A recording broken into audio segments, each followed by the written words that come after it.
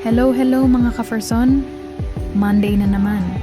Pagtapos ko nga i-ready yun panganay ko papasok sa school, eto naman at punong abala ang ka-Ferson nyo ayusin ang loot bag niya para sa birthday niya sa Saturday.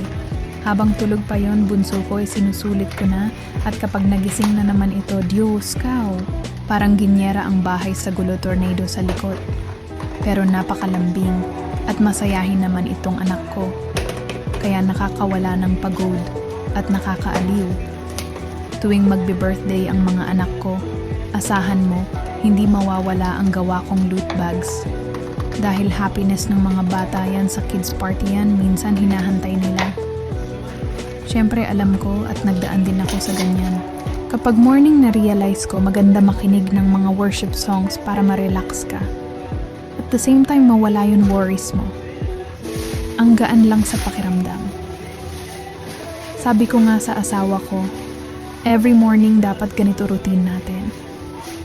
Si Lord talaga hindi kanya papabayaan. Kahit feeling mo hopeless ka na. Bigla na lang may bibigay siya sa'yo na tutulong sa'yo, grabe. Greatness of God talaga. Kaya be patient lang tayo lagi mga ka-Ferson, sabi nga sa Bible verse. When the time is right, I the Lord will make it happen. Kaya kapit lang tayo. Maraming obstacles para maging strong person ka, sabi ni Lord. Kaya every morning, start being grateful. Nagising ka, be grateful. May pagkain ka today, be grateful. Walang mga sakit ang mga anak mo, be grateful. Kailangan natin makita ang mga bagay na dapat natin pinagpapasalamat sa araw-araw, kahit maliit na bagay man ito. Lagi dapat ang mindset natin ay gratitude. At the same time, manifesting and it will come true. Ang dami nang nangyari sa buhay ko mga ka-Ferson. Pero lahat yun nalalagpasan ko dahil si Lord ang laging tumutulong sa akin. Ginagawa niya akong strong person to prepare for something I deserve. Only God know kung kailan ang time ko naman.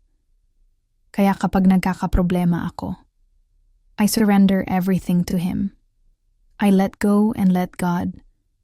Alam kong si Lord ang kikilos para sa sakin. Kaya yun mga may ginagawa sa yung mali si Lord na bahala dyan. Lagi ko nga sinsabi hindi siya natutulog.